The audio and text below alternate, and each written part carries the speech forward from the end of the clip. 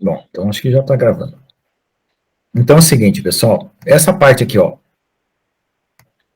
capítulo 1, introdução, análise do campo de tensão, nós fizemos um formulário.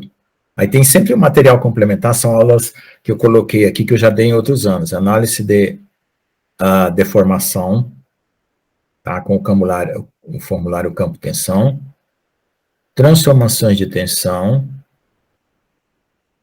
tá, e agora nós vamos começar fundamento da elasticidade, tipos de deformações e esforços, tensões devido à combinação de esforços e assim por diante. Então, até onde eu for, eu vou cobrar um resumo desse conteúdo, tá? Vocês vão apresentar em pelo menos 2 páginas, não menos que 2 páginas, um resumo desse conteúdo aqui, tá? Vocês podem fazer o resumo da apostila, podem fazer resumo do vídeo, tá? Mas é escrito à mão, ok? E mandar para mim, tá? Para eu saber quem que está assistindo e quem que está acompanhando a matéria, porque senão fica difícil avaliar vocês, né? Já não tem falta obrigatória, né? Eu não posso dar falta. E aí fica complicado você cobrar um conteúdo e a pessoa não está assistindo o vídeo, não está assistindo nada, não está lendo nada, está respondendo coisas, sei lá, da cabeça dela, de onde ela tirou do segundo grau, sei lá. Tá bom? Então, cada tópico agora, eu quero um resumo de no mínimo 2 páginas, uma folha inteira, tá? Frente e verso, escrita à mão, tá? Para eu ter o controle de que vocês estão assistindo os vídeos. Pode fazer resumo do vídeo, pode fazer resumo da apostila, tá? Tá bom? Pode pesquisar o tópico na internet e montar um esquema de estudo, mas tem que ser escrito à mão e mandar para mim por e-mail, tá bom? Professor, então, tem pergunta no chat? Ah, tá. Desculpa aí. Boa tarde. Sim. Pode repetir quais os capítulos serão cobrados? Ó, a partir da teoria da elasticidade, tá? A partir da teoria da elasticidade, você já pode começar a fazer. Tá bom? Aí você vai até o capítulo 7, né?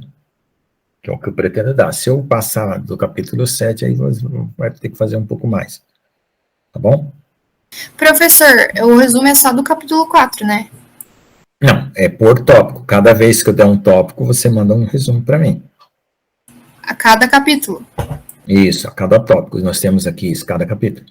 Nós temos aqui, nós vamos continuar aqui com os 5, aí vai ter os 5, os 6, os 7.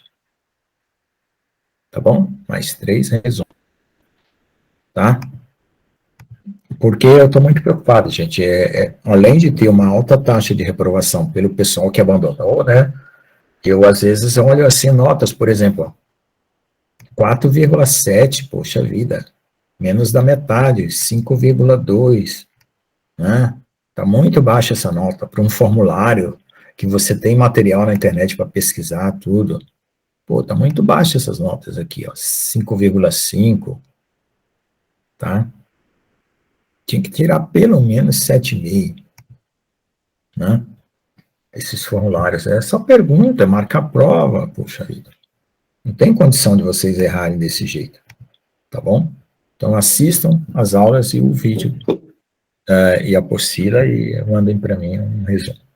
2 páginas, pelo menos. 2 páginas bem cheias, né? Fica fazendo aquele desenho bem grande para economizar texto, né? Tá bom? Então vamos começar a nossa aula então com a teoria da elasticidade. Vamos apresentar aqui, é uma janela. Qual delas? Aqui.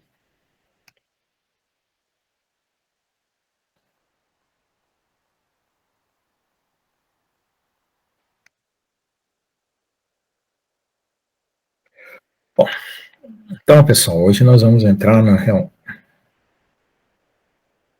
no caroço mesmo da mecânica dos materiais, né? Então, a mecânica dos materiais, a teoria da elasticidade é uma das bases da mecânica. Tem a teoria da plasticidade e a teoria da fratura, tá? São 3 teorias.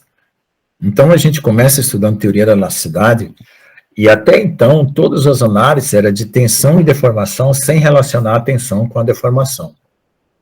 Tá? Na verdade, a gente só estudou carregamentos, né? E as maneiras como as tensões se distribuem no material. Uma coisa que vocês têm que lembrar, não pode esquecer, que tensão é a maneira como você monta o seu experimento, certo? Você vai montar com um tipo de carregamento ou tensão. Né? A tensão, ela se divide em tração, compressão, cisalhante, cortante, e assim por diante. Mas o termo normal é tensão ou esforço. Aí o que acontece? Deformação é a resposta do material.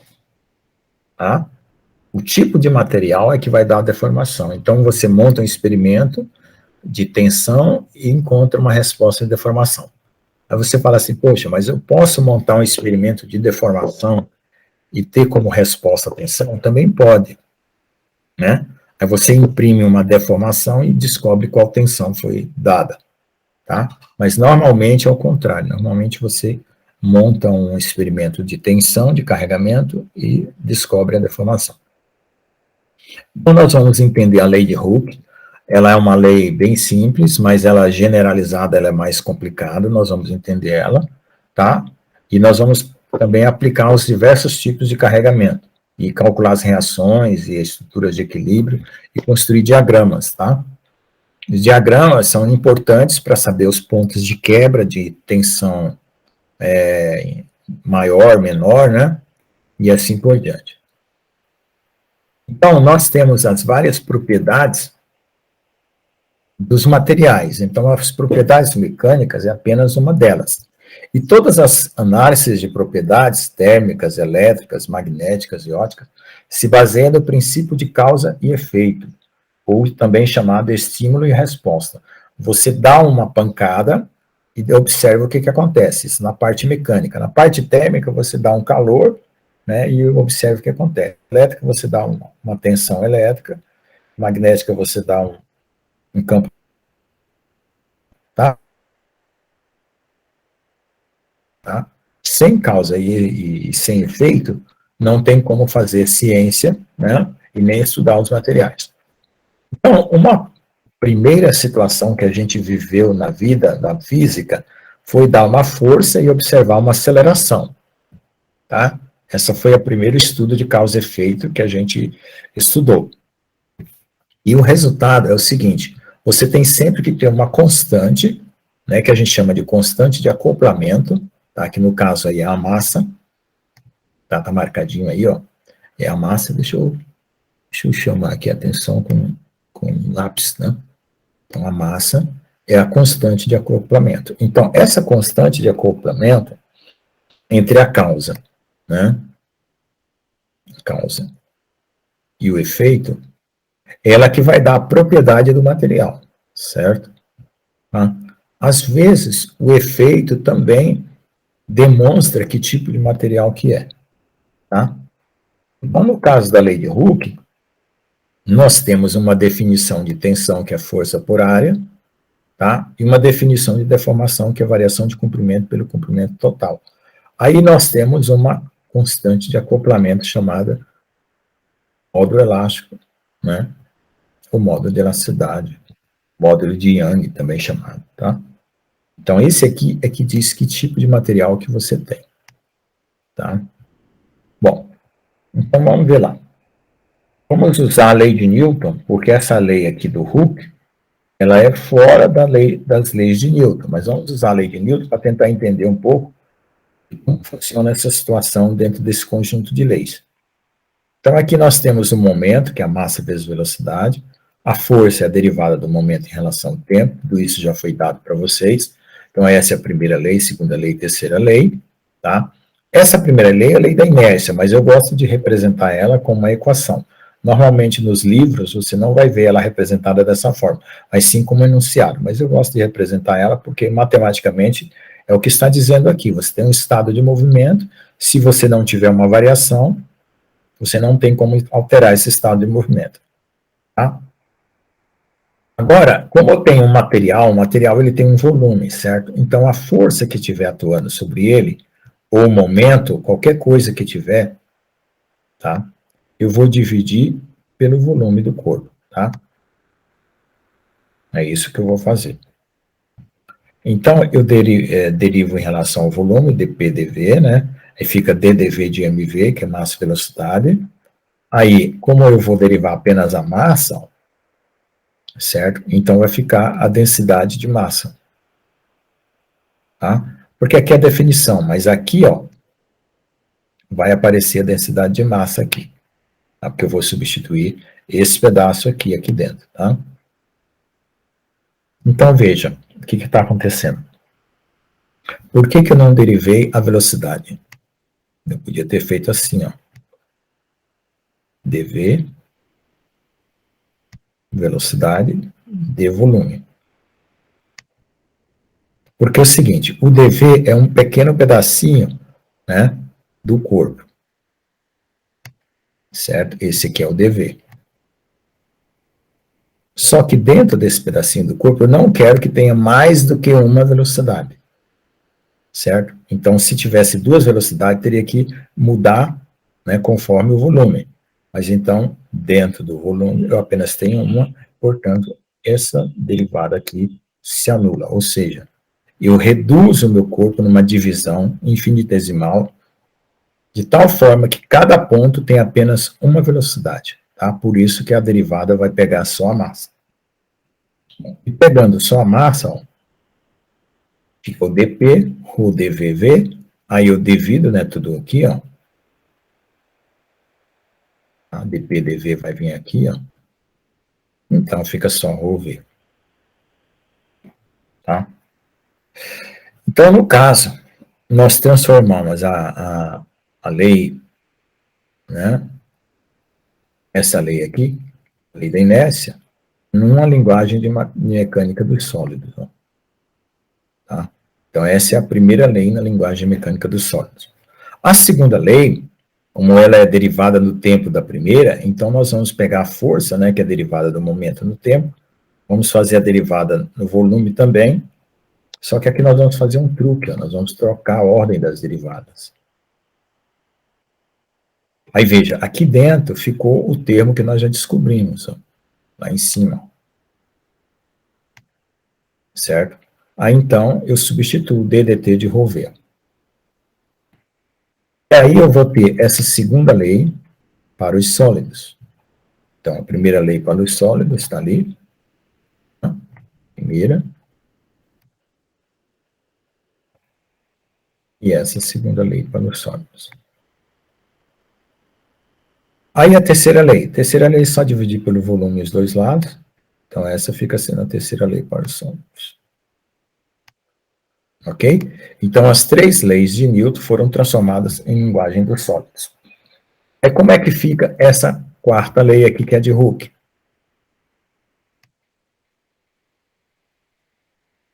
Então, ela, né, vai ser utilizada na linguagem de tensão, né, que a gente viu bem aqui, ó. Tensão por deformação. Tá? Isso aqui já está na linguagem dos sólidos. Tá? Então, vai ficar dessa maneira aí. Okay? Então, qual que é a importância de ter uma quarta lei? Qual é a importância de ter essa quarta lei? Porque todas as três leis anteriores são de movimento, mas essa aqui é específica do comportamento do corpo. Então, ó, a importância é o seguinte, veja só. As leis constitutivas, elas servem para equilibrar alguns problemas. Por exemplo, problema hipostático, né? Então, nós temos o número de incógnitas menor que o número de equações. Então, nesse caso aqui, ó, nós temos um equilíbrio aqui, certo? Mas esse equilíbrio aqui é instável, tá? Então, é essa ponta aqui, ó, conforme for, ela pode descer ou subir, certo? Nós temos o problema isostático, o número de equações igual ao número de incógnitas, certo? Tá?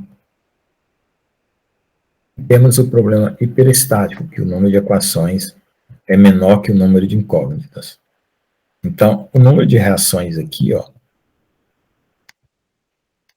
você não consegue calcular pela quantidade de equações que você tem. Então, você tem que quebrar o problema em vários pedaços, para eles ficarem isostáticos, né? Ou então fazer um outro tipo de construção para resolver esses problemas, tá? Então, no caso hipostático, tá? Você vai acrescentar uma equação. Tá? Mas não. No caso, de equações. No caso hiperestático, você vai acrescentar uma equação, que é a equação da elasticidade. E no caso, é a equação chamada equação constitutiva. Tá? Bom.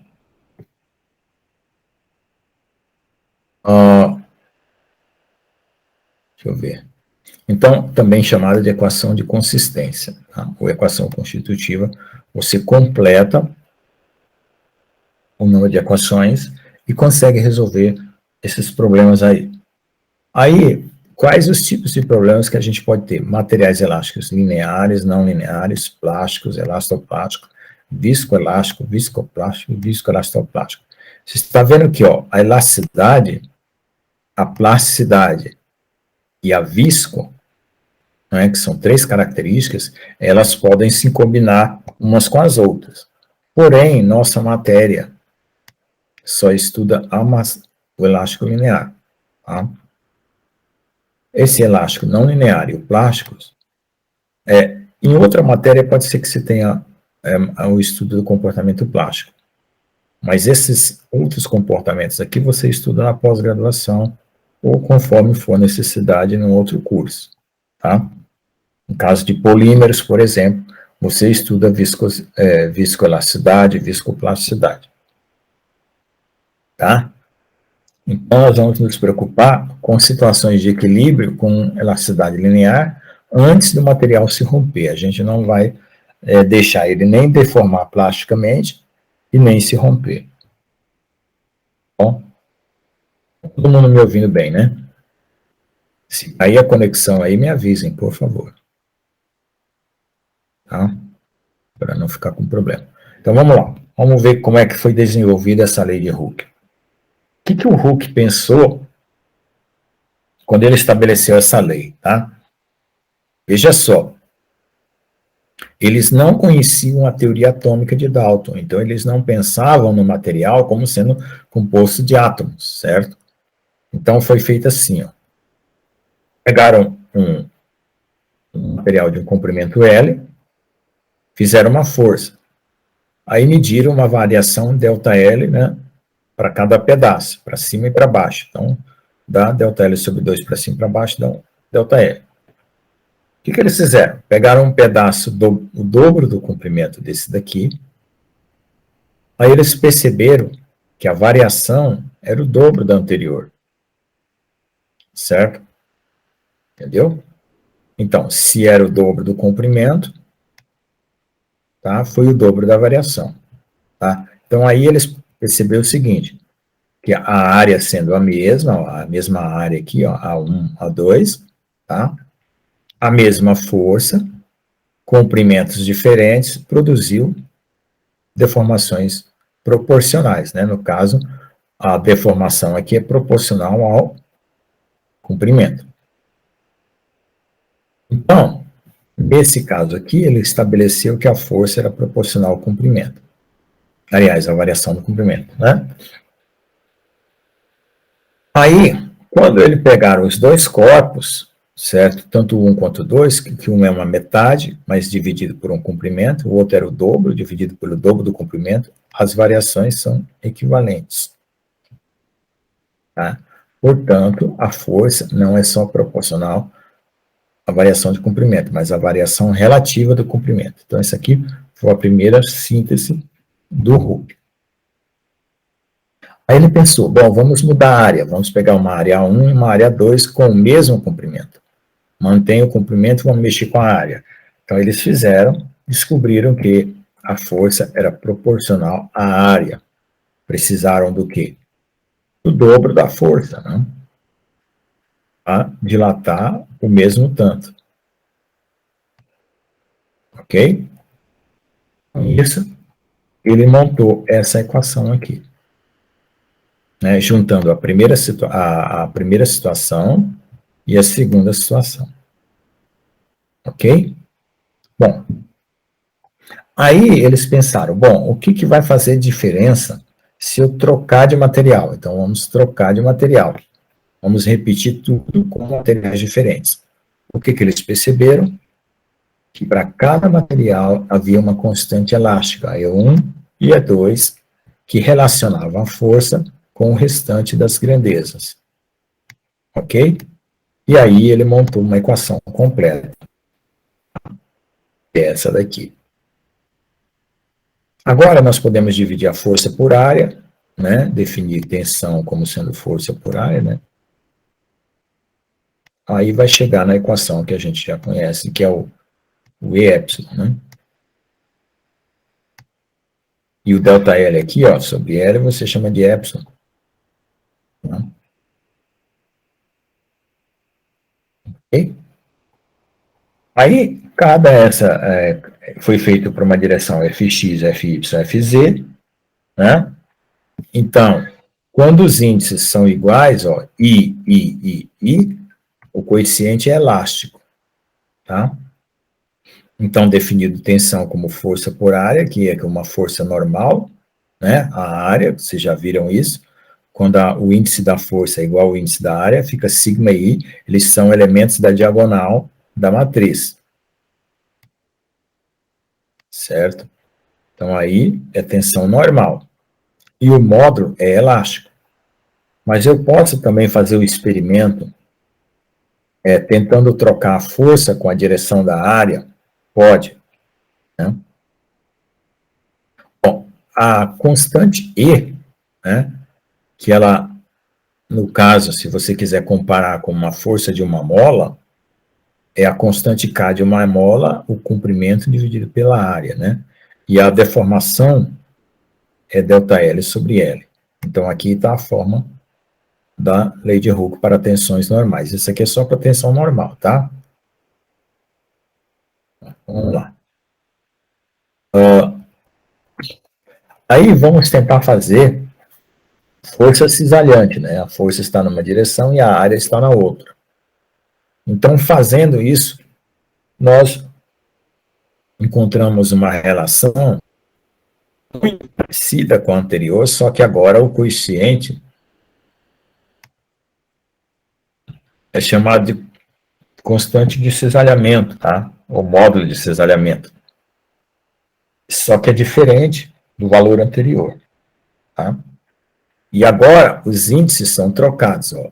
O índice da força está na mesma direção do comprimento e da área, da variação do comprimento, né, na verdade, e o índice do comprimento é outro, tá? Então lembre-se disso. Tá? Então, esse índice com esse índice aqui vai ser diferente.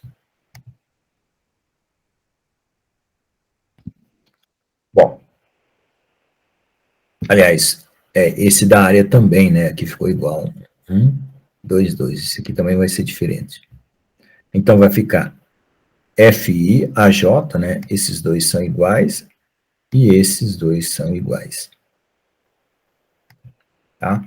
Fazendo para as três direções, nós vamos ter, ó, Fx com a Y, Fy com a Z e Fz com a Y. E dá para fazer Fy com a X, Fz com a Y e Fy com a Z, também dá. Aí nós temos a tensão cisalhante, que é o I com J. No caso, se for homogêneo, é só dividir a força. E a lei de Hooke, no caso aqui, fica assim, né?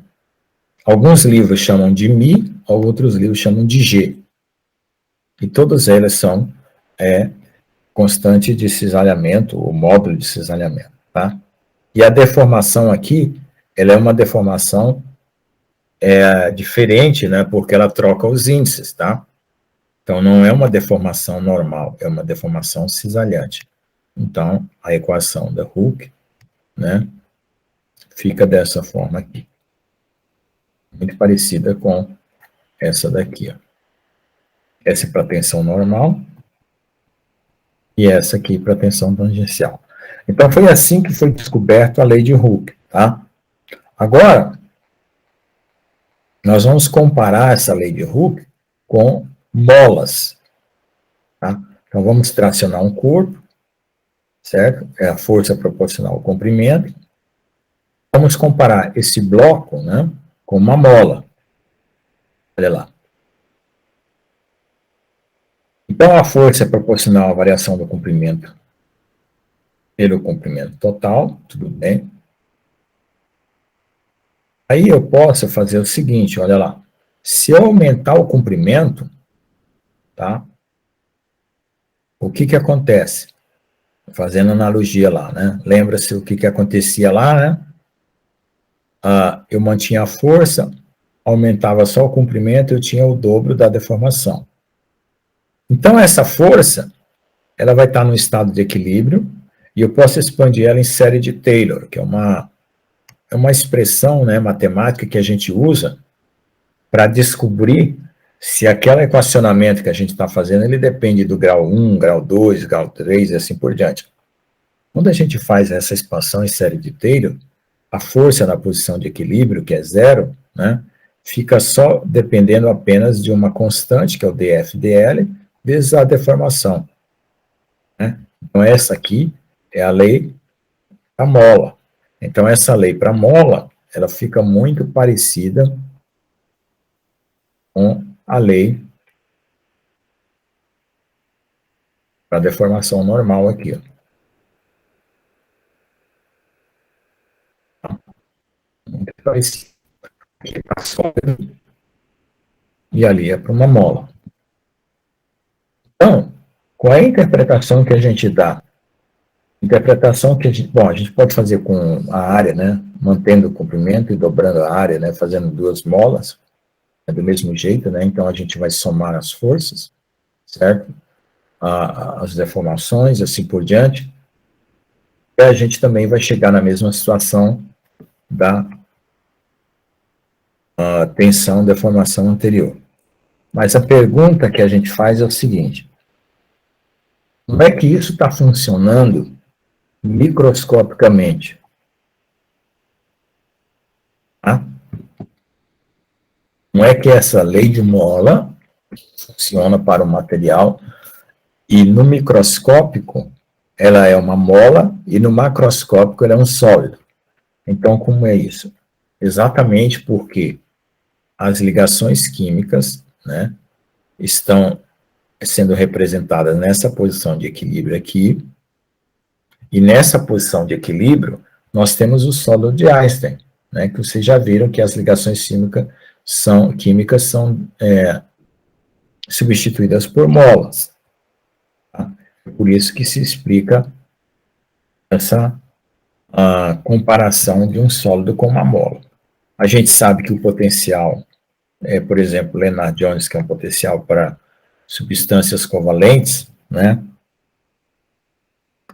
E tem o potencial de Morse para ligações metálicas, tem o potencial para ligações iônicas, o de Coulomb. Todos eles têm esse formato ao lado aqui no final, que pode ser aproximado por uma parábola. Então, todos eles podem ser expressos como uma função, né, em série de Taylor, novamente, tá? E os termos dessa função vai até a derivada segunda, tá? Até esse termo aqui. A força é a derivada primeira, né? A constante de mola é a derivada segunda, e a energia, ó, é parabólica. A diferença de energia potencial é KR menos R0, ao quadrado sobre 2, né? Se você derivar isso aqui, né, vai ficar KR. Aí, se eu tiver uma cadeia de átomos, cada um se deformando com uma mola, então você tem NF, né? Então, N deformações. Então, no caso, a deformação do comprimento de um sólido, ela é N vezes a deformação da separação dos átomos, ok? Mas isso se o material for perfeito. E a gente sabe que o material tem defeitos. Então, essa deformação, ela não chega a ser 100% a contagem das deformações microscópicas. Então, tem sempre uma perda por causa do defeito dos materiais. Mas é por isso, né, que você relaciona tanto a força de uma mola como a energia de uma mola com a lei de Hooke. Entenderam aí? Todo mundo prestando atenção? Então, é por isso que nós temos essa justificativa microscópica, tá? Então, agora vamos olhar aqui, ó, o sólido harmônico de Einstein, que é a ideia que nós estamos usando. A gente já tinha apresentado essa ideia para mostrar, acho que na primeira matéria, não lembro, a ideia do contínuo. Então, agora nós vamos fazer uma generalização. O sólido ele é montado como se fosse bolinhas ligadas por mola, tá? Na aproximação de uma parábola, e nós vamos querer saber todas as tensões, né, em todos os planos, e todas as deformações em todos os planos. Então, isso aqui fica uma matriz, que é um tensor de ordem 2, certo? A deformação é um tensor de ordem 2, certo? Por que 2? Tem linha e coluna, né?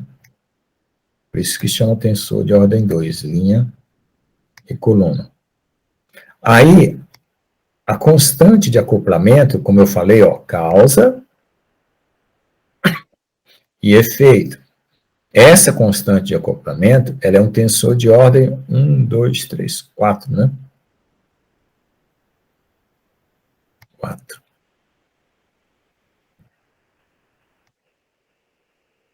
Certo? Não dá nem para desenhar no papel. Ela tem linha, coluna, profundidade, mais alguma outra coisa. Só que sempre segue essa regra, ó. Um tensor de ordem N, aplicado sobre um tensor de ordem R, gera um tensor de ordem N menos R. O nome dessa regra é Schwarzschild. Tá? É uma regra que vale até para as teorias, né, de buraco negro, essas coisas de matemática mais avançada aí, tá? Então, veja só. Aqui é 4 menos 2 dá 2, né? Então, é N menos E dá. Aí você tem um tensor de ordem 4, né? Que tem 9 linhas e 9 colunas. Por quê? Porque eu vou reduzir ele, né, a um tensor de ordem 2. Eu transformo esse 2 em um vetor, ó, um vetor. Transformo esse de ordem 2 em um vetor, que vai ser de ordem 1. Então, esse desceu para 1, esse desceu para 1, e esse que era 4 desceu para a ordem 2. Tá? Então, fica 2 menos 1 igual a 1. Ok? E eu utilizo as simetrias. Ó. Qual que são as simetrias? Quando eu troco a ordem dos índices, ó, eles são iguais, as constantes são as mesmas. Tá? Então, eu vou ter esse daqui, ó. Você veja que aqui era um tensor, que uma matriz diagonal, tá aqui, ó. E a fora da diagonal, aqui, né? Certo? A diagonal tá aqui, ó. Aqui é a mesma coisa. A diagonal.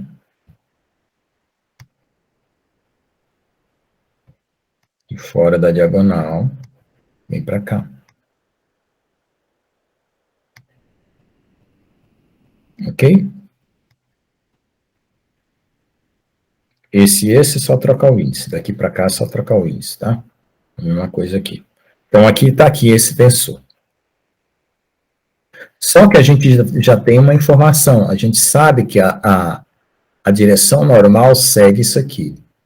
A direção tangencial segue isso daqui.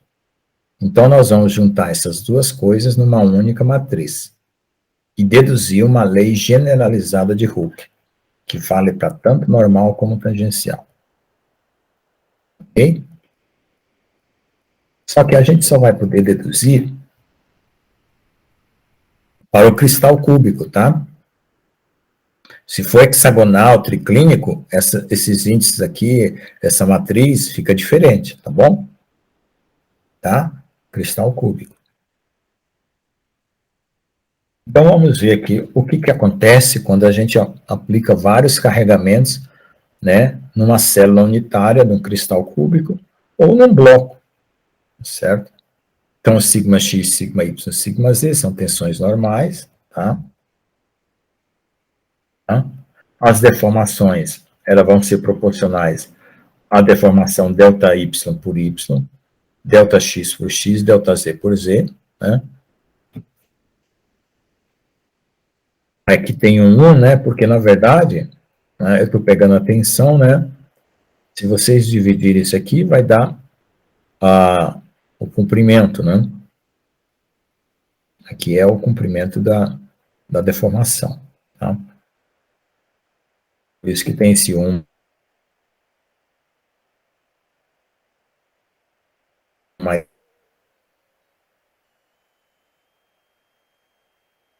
este.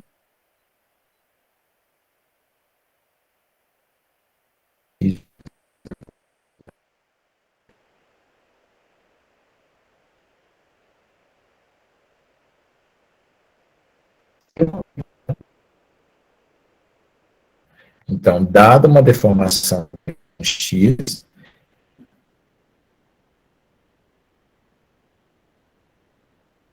eu x uma deformação. Porém, essas duas direções opostas.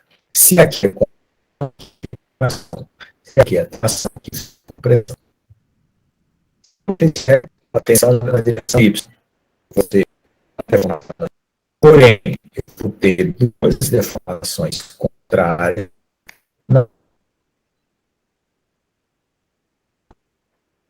E na direção z, se eu der uma tensão na direção z, eu vou ter uma deformação correspondente, porém duas contrárias nas outras direções. Então, como é que fica isso? A pressão e acontece uma tração de direções.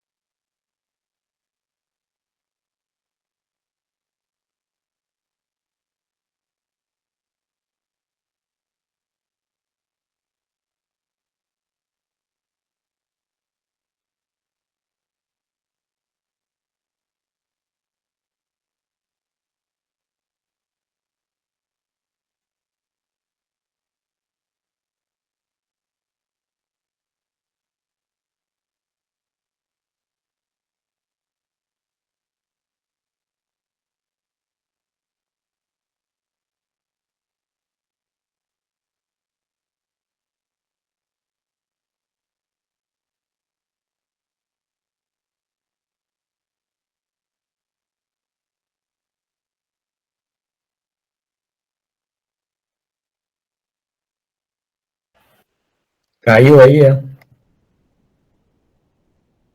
Caiu, professor. Eu mandei lá no grupo para ver se o senhor via. Vixe, faz hora que caiu? Faz um minuto e pouquinho. Logo que o senhor caiu, eu já mandei.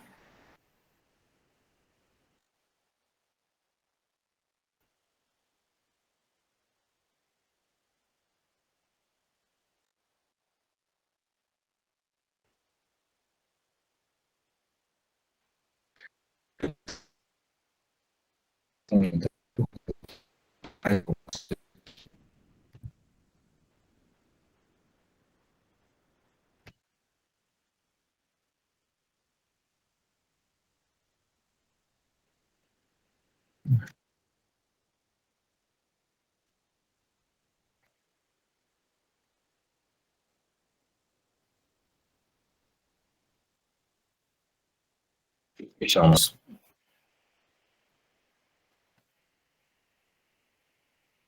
Fechar aqui.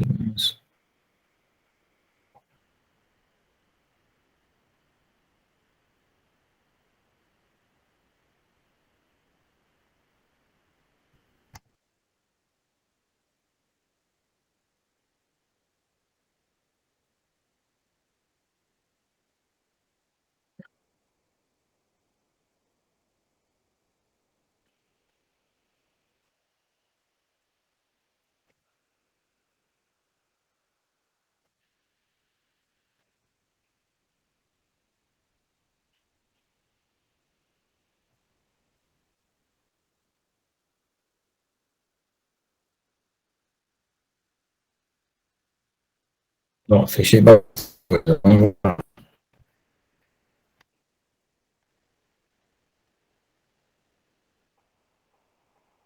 Professor, o senhor está travando bastante.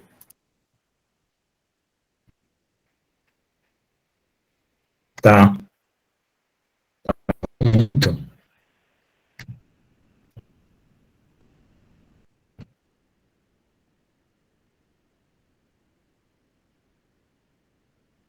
Bom, eu não sei onde foi que a última parte.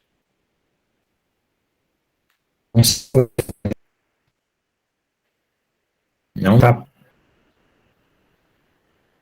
não tá aqui aparecendo a minha, o meu compartilhamento.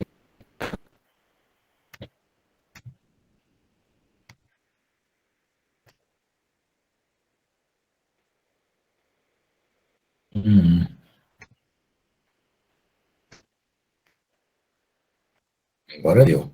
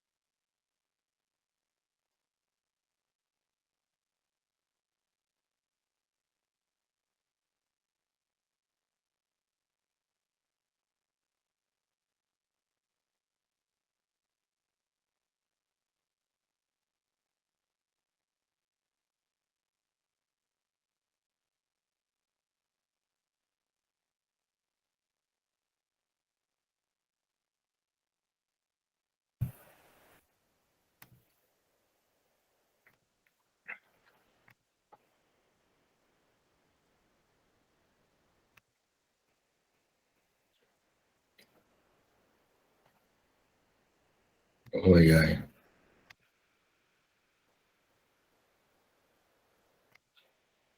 Tem uma teia de polímero preto aqui, deve ser grafeno, bem na minha testa aqui.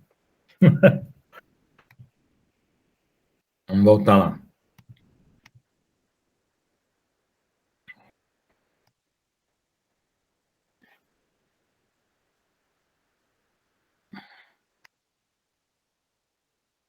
É estranho essa imagem de grafeno aí, né? Bom, pessoal, tá todo mundo me ouvindo agora? Sim, professor. Então, eu estava explicando a questão dos outros termos matemáticos aqui, a equação do sigma xx, aparece uma tensão normal aqui, diretamente relacionada ao epsilon xx, que é a deformação normal, e as outras duas, nas direções perpendiculares, aparece com o fator menos ni, que é um fator menor que 1, que mostra um efeito oposto ao efeito da tração, vai ser compressão, e se for compressão vai ser tração, por isso que é o sinal negativo. Então, nas outras duas direções. Então, para cada uma delas vai ter sempre uma direta e a outra das outras direções opostas. Está desenhado aqui para uma tração e duas compressões, ou uma compressão e duas trações, né? Para a direção X, para a direção Y e para a direção Z. Aí, juntando todo mundo, nós vamos pegar essas três equações aqui, ó, e criar uma simbologia única para ela. Então, você pega as três tensões, as três deformações e monta um tensorzinho aqui, pequeno, né? Só para as tensões normais e as deformações normais, tá? Então, veja que a diagonal, a deformação é coeficiente de elasticidade, direto, e as tangenciais, as fora da diagonal, fora da diagonal tem um fatorzinho de perda, né? Porque quando se comprime ou distende uma direção, as outras não distendem a mesma proporção. Tá? Agora, nós precisamos juntar as direções cisalhantes, tá? Que são as direções cisalhantes. Juntando com essa, tudo numa única matriz. Então, nós vamos fazer com aquela pedaço daquela matriz que já foi feito, e um outro pedaço de uma outra matriz, certo? Onde essa parte aqui de baixo representa os cisalhantes, e essa parte de cima representa as tensões normais, como a gente fez ali em cima. Tá? Então, aqui, ó. E aí, o restante a gente completa com zero. Por que a gente completa com zero? Porque as tensões normais não afetam a direção cisalhante, e as tensões cisalhantes, né, não afetam as direções normais. Tá? Quando tiver só tensão normal, as cisalhantes são nulas. Quando tiver só tensão cisalhante, as normais são nulas. Por isso que a gente completa dessa forma aí. Essa aqui é chamada de matriz em bloco, né? A gente divide a matriz em 1, 2, 3, 4 blocos, tá bom? Então, fica 4 blocos, 2 a 2, né? Sempre seguindo a regra. 4 menos 2 dá 2. Se eu quiser as equações inversas, né? Porque aqui ficaram as equações diretas, né? Aqui, ó. Essas três equações aqui são as diretas, né? Tensão com deformação. Se eu quiser deformação com tensão, né? Deformação com tensão, aí eu tenho que pegar a matriz inversa dessa daqui, tá? Então, a deformação vai se relacionar agora com a tensão. E essa matriz SIKL é a inversa da CIJKL, que é a anterior. Ela também está dividida em bloco, certo? Por quê? Porque as deformações normais não afetam as tangenciais e as tangenciais não afetam as normais. tá? Então, aí nós temos o tensor, né, CJKL ou SJKL, para a lei de Hooke generalizada de um cristal cúbico. Aí existe uma relação entre modo elástico, modo de Poisson e a constante de deformação volumétrica. A gente também pode deduzir, né? Certo? Então, essa deformação volumétrica é 3 vezes a tensão dividido pelo modo elástico, ou menos 2 vezes o modo de Poisson. Tá? E a deformação volumétrica em relação ao modo elástico é o modo elástico 3, 1 menos 2 ni é o modo de Poisson. Então, existem essas relações entre... Então, você tendo duas, né? Você tendo duas delas, você descobre a terceira. Tá? Essa é a ideia. Aí, existe também uma relação entre modo elástico, módulo de Poisson, e tensão e modo de cisalhamento, tá? Que também dá para deduzir, né? Pela sequência aqui que eu não vou repetir, depois vocês dão uma olhada, é a contribuição de cada força, aí você chega numa relação do tipo aqui, ó, tá?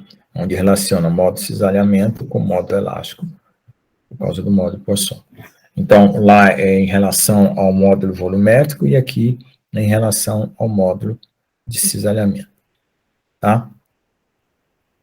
Então, essa parte aqui caracteriza a deformação e a tensão tridimensional num corpo, né, de geometria cúbica, de uma lei de Hooke generalizada. Aí, se eu tiver um ensaio, né, entre tensão e deformação, eu vou calcular a energia, né, elástica armazenada no material pela área dessa curva de ensaio, onde aqui é a parte elástica, região 1, e parte plástica, região 2. Por que que a gente chama isso de parte elástica e parte plástica? Veja, a parte elástica, ela sobe e desce pela mesma curva, tá? Quando ela atinge a parte plástica, se ela for descer, ela desce por uma esterese. Não sei se vocês já tiveram a ideia de esterese. Esterese é quando acumula, né? E ela volta por um outro caminho. Se eu subir novamente, ó, ela vai lá em cima. Quando ela voltar, ela volta por aqui.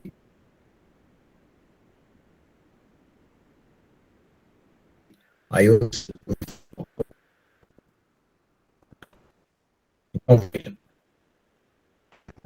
só a parte que vai pulando para lá, plástica. Então, a plasticidade é descrita por uma reta horizontal e a parte elástica é descrita por uma reta inclinada. Então, a parte elástica é uma reta inclinada e a parte plástica é uma reta horizontal. Então, se o corpo tiver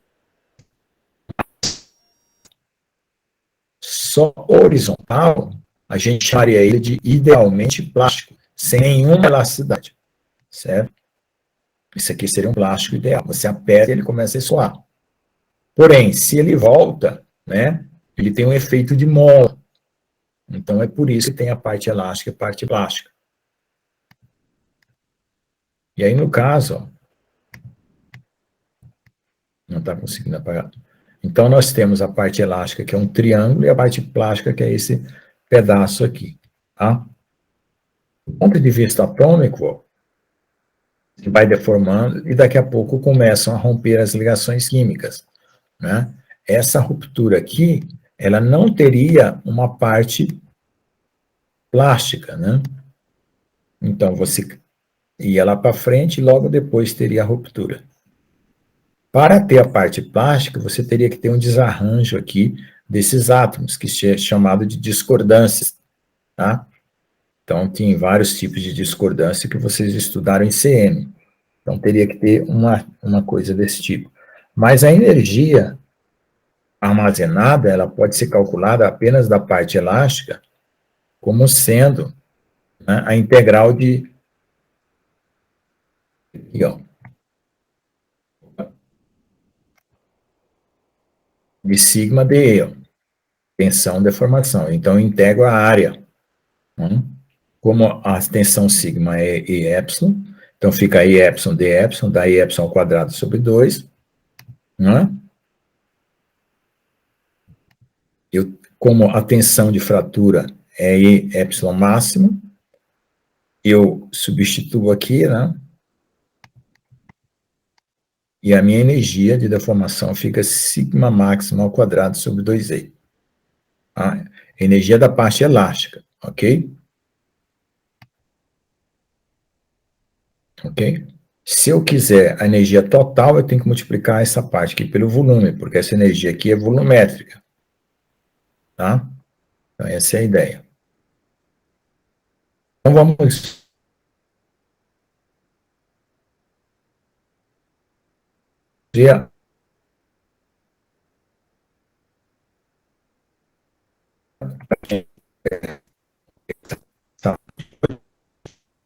Então, todos os flambados funciona isso. Olha lá. A letra A, né, é força de tração. A letra B é de compressão. A letra C é de flexão. A letra D é de torção. A letra E é de flambagem. E a letra F de cisalhamento. Então, todos esses são ensaios que podem ser feitos, né? E todos eles vão ter uma resposta linear com a deformação, que é a base da lei Hooke, né? Resposta linear. Okay? Agora, quanto ao tipo de material, alguns materiais vão responder linearmente, outros vão responder não linearmente. Por exemplo, alguns aços e materiais frágeis, né, vão ter um comportamento tipo A, outros vão ter um comportamento tipo B, aliás, e polímeros vão ter um comportamento tipo C, D ou E. Tá?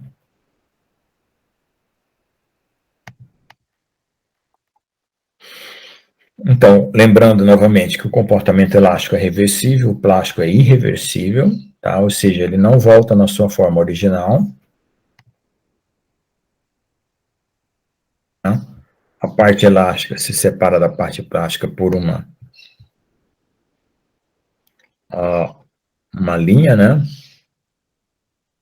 Essa tensão aqui a gente chama tensão de fluência.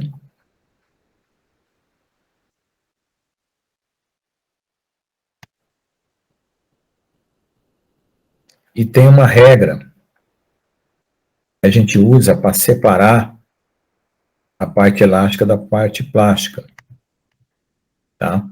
Então, nós temos a deformação plástica, você sobe, tá? Vai até um determinado ponto, que é a tensão de fluência, desce numa paralela, esse triângulo aqui fica sendo a área elástica, né? Como a área é total, subtraindo a área elástica, essa parte é a área plástica. Então, esse ponto, ele é escolhido, né? Esse ponto aqui, ele é escolhido a 2% de deformação, tá? Que é 0,02, né? Multiplicado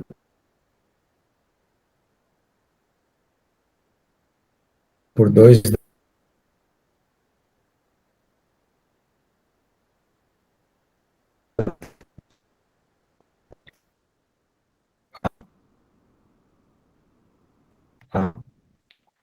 E separa as deformações plásticas da deformação plástica. Veja que aqui a deformação plástica ficou na frente, né? Por quê? Porque você descontou o triângulo na parte de trás do gráfico, porque você está só subtraindo áreas. Na verdade, se você quisesse pensar como eu estava falando antes, né? Deixa eu colocar uma cor azul aqui, para destacar da cor do gráfico.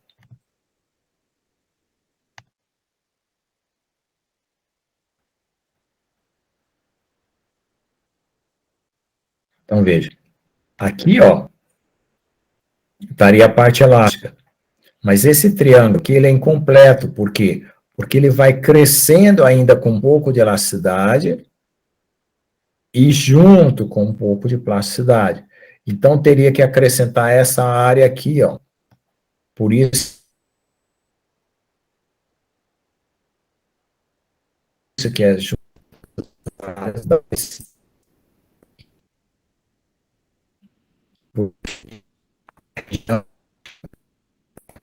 depois, para não perder essa área aqui. Aqui também ainda tem um pouco de elasticidade até chegar na tensão de escoamento. Daqui para cá está escoando o material.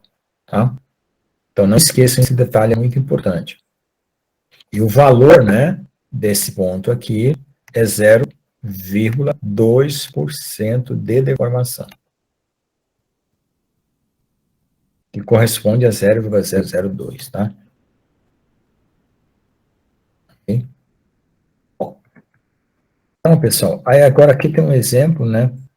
Vocês ficam aí para tentar responder em casa, já tá, essa apostila está lá, tá? Aí vocês ficam como exemplo aí para relembrar o conteúdo da matéria de hoje, tá certo?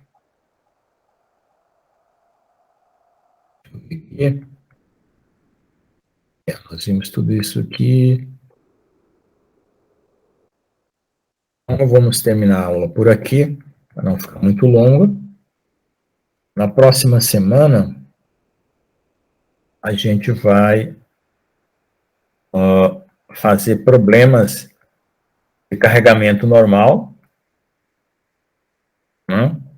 Axial, depois cisalhante, e assim por diante, tá bom? Então, espero que todos tenham compreendido. Se quiser fazer alguma pergunta, eu estou aqui. A gravação não parou, né? Vou encerrar a gravação, se não tiver nenhuma pergunta importante.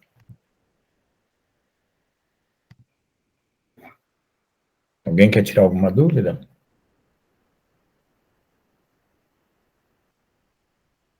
Se não Professor, tiver... aí da aula, da fala de hoje, a gente já faz um resumo? Pode fazer já. Você pode entregar o resumo até no começo do próximo tópico, tá? Tá bom, obrigada. O senhor vai abrir uma atividade no Classroom para isso? Já tem lá. Aliás, boa pergunta. Já vou abrir já. Já tem uma atividade lá que é o formulário. Deixa eu abrir ele já aqui para vocês. Eu vou deixar ele preparadinho aqui para permitir vocês responderem, tá?